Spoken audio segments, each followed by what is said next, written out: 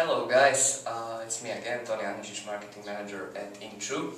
Today we're going to talk about multi-country and multi-language setups and going to new markets. Now, most of the people, when they think about going to other countries with their online store and selling abroad, they think about translation. Now, translation is one of the factors. However, translation is not localization. Now remember that, because translation is not even among the first factors, which I'll come to later. There is a study, I'll link to it from the blog post, on a sample of 11,000 orders. It was done in Europe, between the countries that are members of European Union. And you know, in Europe, almost every country speaks its own language and everything, so localization is really important in Europe. And out of 11,000 orders, 60% of orders could not be completed, cross-border orders. So, for example, from France, someone tries to order something from UK. Okay? This is terrible. What is causing this? I kind of split those localization factors into three groups. The first two are country agnostic, the third one is country specific. So the first thing that needs to be done for good localization is to take care of payment and shipping. If you can't have customers pay conveniently with their credit cards that they are using in their country, if your payment gateway doesn't support those credit cards, you can't sell over there at all. The same thing goes for your shipping solution, your shipping provider. Maybe the price of your shipping provider is not really tailored for international orders. Maybe there are some other shipping providers that could do international shipping much better under better prices.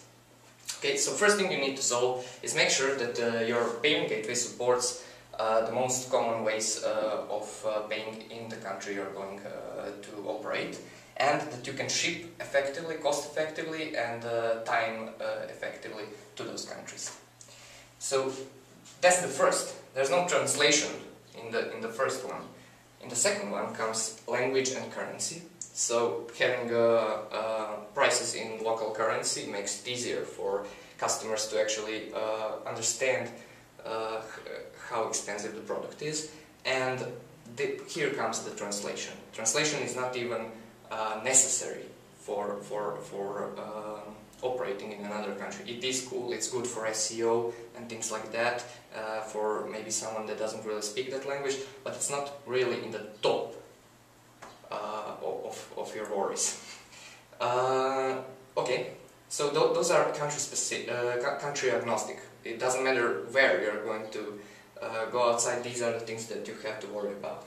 Then comes country specific factors. So each country has something specific for that market. For example, in the Middle East, most of the countries have a really large percentage of mobile visitors.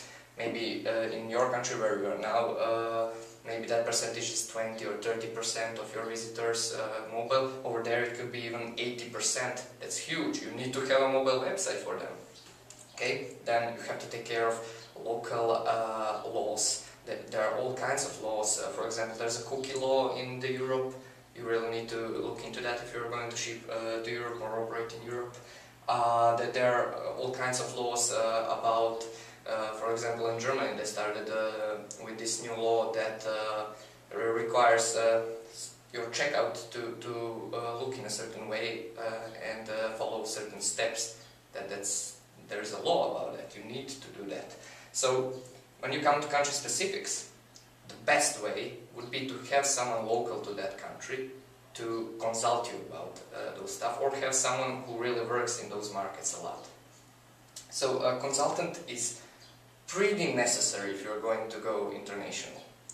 Also, with country specifics, if you have a product that requires a lot of support, you know, if you get like on average a lot of support per transaction, support tickets, questions, calls, you have to think about having a support center in the required language.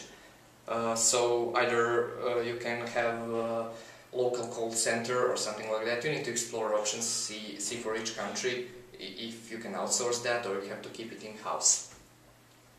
Basically, the point I was going to make was that translation is not localization. There's a lot of stuff that you need to do, as you can see, that's even more important than just translating your website to sell effectively in other countries.